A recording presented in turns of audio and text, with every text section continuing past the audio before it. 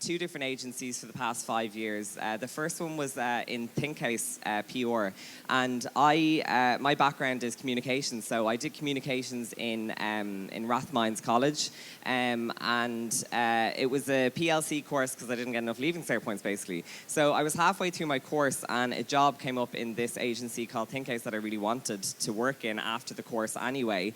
And I was only halfway through the course, and my lecturer was like, "Sure, you won't get the job, but it'd be good interview experience anyway." So I was like, "Okay, grand, I'll just do the interview." So I did the interview, and they asked me back for a second round, and they were like, "Okay, come back for a third round." And my lecturer was like, "Just don't get your hopes up." But anyway, I got it. And in that role, I was working across loads of different fruit brands like Barry's Tea, Ben & Jerry's, Diet Coke, and they kind of seen that I had an obsession for social media personally. So they're like, "Okay, you do the social media, that's your job now." So I worked across Facebook and Twitter and Instagram at the time. There was no Snapchat a couple of years ago when I was working for the different brands. So I kind of put together the conversation calendars that were used then to communicate whatever the brand wanted to put across.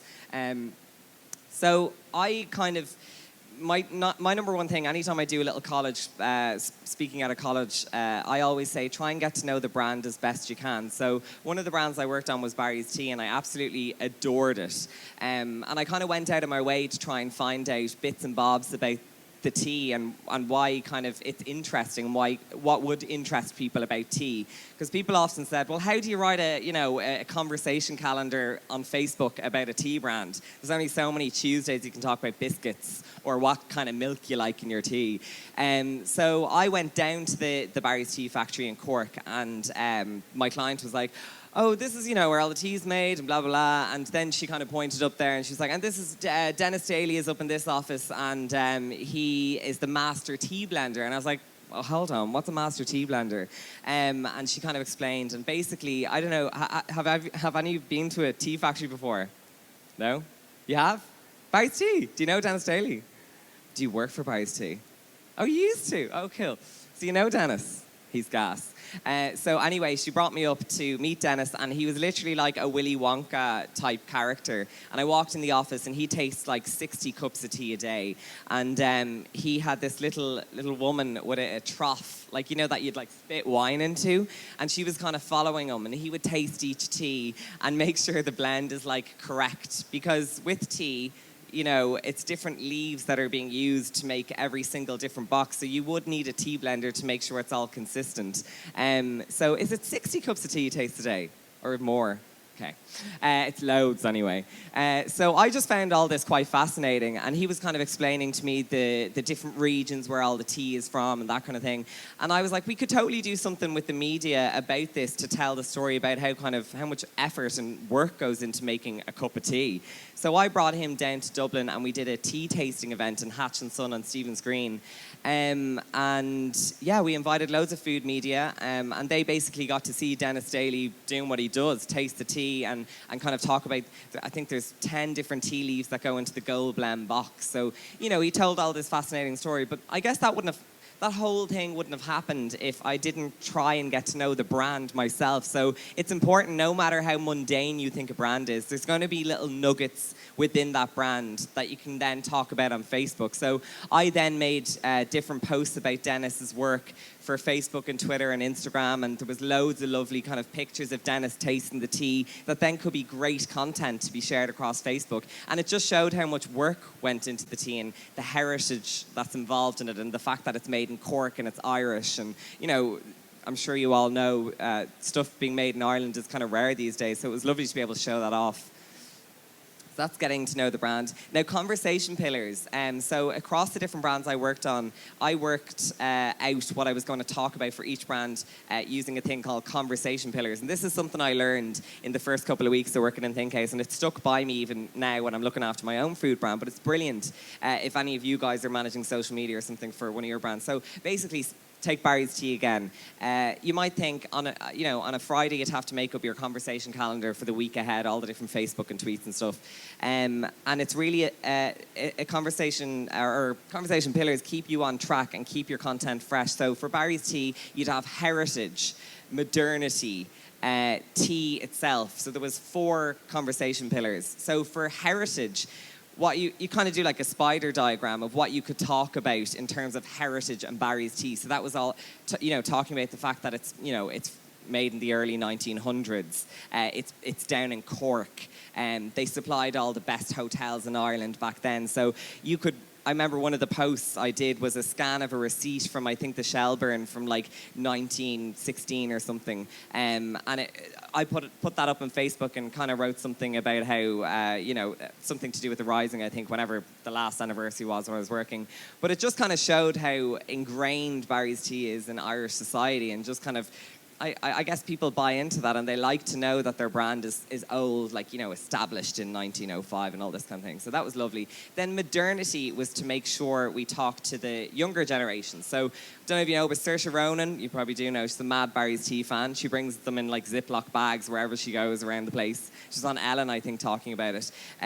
But obviously she's someone that the younger audience would really like. So we kind of, for the modernity conversation pillar, we talk about Saoirse Ronan. We might talk about the Coronas. They love Barry's tea. So the heritage kind of made sure we were talking to kind of our mums and dads and that kind of generation, and then the modernity made sure we were still talking to the younger generation to bring them in. And then tea was another conversation pillar, and that was to talk about, we do green tea, we did chamomile tea, Earl Grey, decaffeinated, whatever. So it was to make sure you're talking about the different variants that Barry's tea produced. But that kind of method can be applied to absolutely any brand. And, before you might think, well, tea, there's only, so much you can talk about. But if you actually think about what are the conversation pillars for the brand, there's loads you can talk about.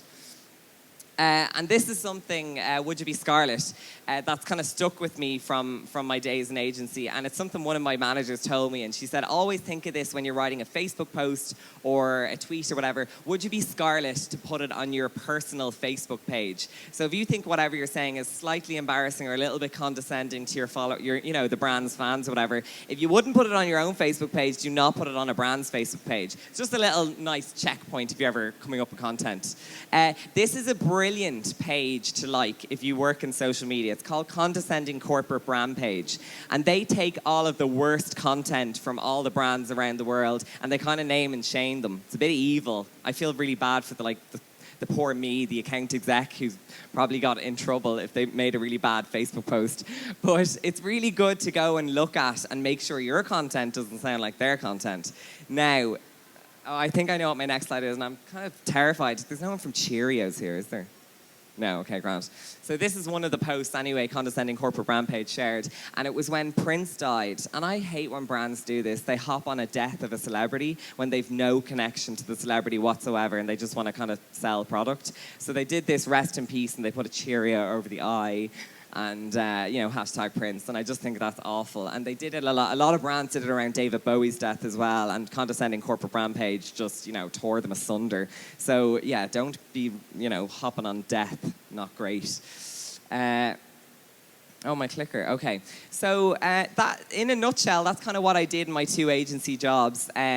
But the whole time, because I was working on different food brands, I was growing a massive food obsession. And at the time, I had just met my boyfriend, William, and he had come back from Ballymaloe cookery school. So he had the real kind of actually how to make food skills, and I kind of had how to market the food. So we kind of came together, and we were kind of like, anytime we'd have breakfast, we're like, okay, what are we going to have for lunch? Even though we're totally full, what are we going to have for dinner? It was just constantly on our minds. So we're kind of like, how do we turn an obsession into a career? So we decided we would open up a cafe, but we were like, okay, we're 25, you can't really do adulty things like that until you're 30. That's just the way I thought. But I've went back from that since. But so that was our plan. But we were kind of like, well, we can't just open up a cafe. We have to have, support behind us, money as well, and also a following. So we decided we'd cater events and markets and just do really small scale things until we were ready. But we decided we wouldn't do it for a few years. So I was kind of always asking myself when I was in my job, am I ready to do this? And one of my curses is when I become kind of obsessed with something, it's all I can think about. So I wasn't really doing my job in the 9-to-5 job. So I was like, no, I know I'm totally consumed by this food obsession, so I need to just jump and go out there and do it. Sure, what's the worst that can happen? I'll just hop back into agency life. So around this time when I was having the food obsession, I hopped on Snapchat. And this was probably 2 years after Snapchat arrived in Ireland. And it was kind of like, I think, plateauing a bit, and everyone had been on it, and I don't know, but I hopped on anyway, and I started to scare William. This is my boyfriend, William. And I every moment I could grab throughout the day, I scared him, and people loved it. Like Pippa O'Connor, Suzanne Jackson, all these massive bloggers started to follow me to just look at William being scared. So it was a thing I didn't realize would amass me a load of followers. But then when I had the followers, I started to do other things and not scare William. I still do scare William, so follow me if you want to see him being scared. But we were also, where's the clicker? I also was Snapchatting us at home making food the whole time. So anytime William would be making dinner, making breakfast or whatever, I'd be Snapchatting the whole thing. And people loved the food thing as well. And people were always kind of writing back, and they were like, oh, can you snap a bit more about how you made that sauce or how you made that cake or whatever. So we were kind of like, oh, maybe we are ready. Like, people are kind of mad to hear about our food and maybe taste our food. And people were also like, oh, are you ever going to sell your food at a market, or do you have a blog where you can share your recipes? So in a way, social media and that conversation that happened from Snapchat and people messaging us back and forth completely gave us the confidence to start our food journey, like maybe 5 years earlier than we thought we were ready, because we could see that there was an appetite for the food. So I was like, go on, Sharon, I'm ready, we'll do it. So I have a problem whenever I have an obsession, or I want to work somewhere, or I want to do a project. Like I did an interiors blog a couple of years ago, and it kind of fell flat because I tend to move on from things quickly, and I don't work with the correct people to kind of make a proper blog, or get a proper photographer to kind of take the pictures. I'll kind of do everything myself. But I was like, okay, I want to make my own food brand, but I want to hire the right people. And since I've done that, I've realized how important it is to actually work with correct people. If you need a photographer, you should probably go and get a proper photographer. Same with a website designer or a graphic designer. You really should work with the right people. So I got on board with these guys, Good as Gold. I literally can't recommend them enough. They're absolutely brilliant, and really good value as well. So I went to them with a mood board of what I wanted our brand to look like. It's called Currabinny, and Currabinny is a tiny little place in Cork where William is from. You know it, nodding away. Not many people know, even people from Cork have never usually heard of it. But anyway, it's a really lovely part in Cork. William kind of grew up in a very Enid Blyton-y type childhood. He went out fishing on the pier, and there's little boats outside, and they picked the dillisk and the samphire that was grown outside the house. Now, I came from Nutgrove, so we couldn't really call the brand Nutgrove. There's no foraging out in Nutgrove. It's just Nutgrove Shopping Centre. We decided to call it Currabinny because that's where we kind of talked about everything. And I love place names for food brands as well. Like Fumbly is on Fumbly Lane, Ballymaloe is down in Ballymaloe, Clonakilty's in Clonakilty. So I always wanted a place name for a food brand, and Nutgrove clearly wasn't going to wash. So this is our brand, Currabinny. When I went to Good as Gold, I had this big mood board of different ideas and things I wanted. I was quite specific. I wanted vegetable illustrations to run throughout the branding, but I wanted them to look like a botanist would draw them. So I wanted quite scientifically looking vegetable illustrations rather than kind of watercolory type stuff. So they came back after we gave them the big mood board, and they had a really nice treatment of how we could use the brand across different platforms. So they made us a Facebook cover photo, a Twitter cover photo, different packaging ideas. And again, that's just testament to working with the right kind of people. Like, fair enough, you can go on to some, www.designityourself.ie or whatever and come up with, design your own bits and bobs. But I think it means more if you work with the right kind of people. This is it in kind of packaging. On a hot pot, we got a stamp made, and we just had a nice suite of assets that we could use if we were ever to be at a market or catering or whatever. This was our first ad, which I was so delighted about. It was in the DIT fashion booklet, so it wasn't like, the Irish Times or whatever, but needless to say, I was very excited. So anyway, we got all this together and we were like, okay, let's go to market. And I started to look around at different food markets and artisan craft fairs and this kind of thing. And we came across the Teeling Whiskey Distillery. They do a craft fair, every couple of months, and they're brilliant. You should look them up. There's lovely producers and stuff, food producers that go to it. This is us at our first stall. But before I went to the market, and this is something anyone should do if they're going to be somewhere, a couple of weeks before they are, tease what people can expect from your stall or your food stand or whatever. So in the week leading up, I kind of took photos of William making the breads and stuff that, test baking the stuff that we were going to sell at the markets, the different cakes we were going to sell. Put these all out on our different social media Curbini channels. Then we had tote bags made. I got a letterpress person to actually make the tote bags that we're going to sell. And this all just built up loads of excitement for the market and gave people really a reason to come down. And it really helped because then, that first picture I showed you, there was people that followed us on Snapchat that kind of just wanted to come down and meet us. But then they ended up buying our banana breads and our tote bags. So, money was made. Good content pays off. So I also had a photographer down at the market stand we did. Now, this is a tiny little market, but I was like, I want to get as much assets out of this as possible. So even though we're only at this market for one day, we can kind of talk about it online for ages more. So I had this photographer, and she took this photo of these were called Glamnilla biscuits. And they were basically shortbread biscuits with edible gold dust on the top. Glamnilla shortbread biscuits. Anyway, some makeup blogger put this up and said, damn, what highlighter are these cookies using? Now, highlighter, for people who don't know, is the nice stuff you put on your cheek to make your cheek pop. But anyway, this completely went viral.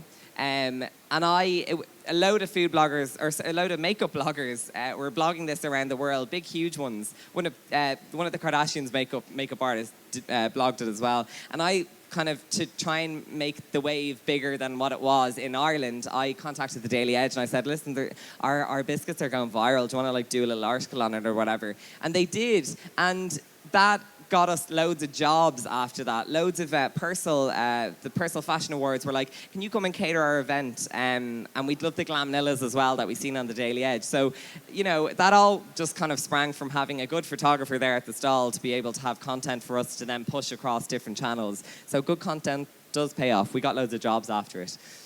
Keep it consistent. So our dream really is a cafe, but we're doing markets and events to kind of just get used to producing for people and I guess to kind of learn the ropes of how you do it. But I would say keep your image and what you want your brand to look like consistent throughout all your messaging and stuff like that. And that's something I'm trying to do. Anytime we have a market or an event, I have the same sort of stuff each time. And I want, when we open up our cafe, I want people to be like, oh yeah, I remember them from that thing. So it's not a big leap. They've kind of seen the brand grow and they've seen different bits and bobs about the brand. So anytime we have a stall, like I love marble and and gold and different mixed metals, brown paper, stamps, big or small, any market we do, it usually looks the exact same. And I think that's kind of important to kind of keep it consistent. There's always a plant there. And people have kind of to snap me and be like, in different shops, be like, oh, this is very Curbini. And they're kind of learning what the look of our brand looks like. And this is all just from posting across different social media channels. Always carry protection. So I was hacked about a month ago. And I had about 35,000 followers on Snapchat, and I was completely hacked and I lost all the followers. And the reason why I was hacked was because I had the one password for absolutely everything. It was like James89, and I had it since Bebo. And you're supposed to change your passwords monthly and stuff like that, and I obviously didn't do that. So since then I've learned. I'm only really back to where I was a month later, follower-wise. So this is just kind of something to put across to you. You probably do it already, but you should really change your passwords across your different social media channels every month, because I've been talking to a couple of people since I got hacked, and digital hacking is on the rise because grabbing followers now is kind of even more valuable than money these days. So change your passwords monthly. Another great thing is Dashlane. It's a website. It's free, and it's basically a password manager. So you can have a master password and use it then to log into your different social media platforms and websites as well. And it prompts you to change it every couple of weeks as well, which is great. I just threw this in at the end in case you're doing your own blogs or food brands, whatever. Try and do good things. So did this with my nephew basically on Snapchat. So I did this thing on Snapchat where I asked someone 5 questions, and it was Autism Awareness Month in April, and my nephew has atypical autism. So I asked him 5 questions about this. You're probably like, this is nothing to do with food, and it kind of doesn't, but whatever. I was just kind of like, if you have an audience that's trying to do something nice, you can do corporate social responsibility stuff with brands. So, but anyway, I asked him 5 things of how I can help you cope with your autism. How can I help you day to day or whatever? So Sean answered me back, and he was like, well, don't use sarcasm with autistic people, and loads of kind of tips like that I just never considered. And anyway, I did it on Snapchat, and it was for Autism Awareness Month, and loads of teachers and stuff that followed me were like, oh, can you download the snap so I can show it to my class, because it was just really good. He's brilliant. I downloaded it, put it on my Facebook, and again, it went viral. And Huffington Post put up something, Mashable, the Today Show in New York did a whole piece on TV about it, about how I was having this conversation with my nephew. And again, it's just really to remind you how powerful social media can be. That was just a little video I did in my sitting room, and it went global. So if you have a good idea, do it, and put it on social media, and then, you know, great things can happen. So that's really, I tried to rush through that because I kept you waiting, but thank you so much for listening. I hope some of that made sense. Thanks again.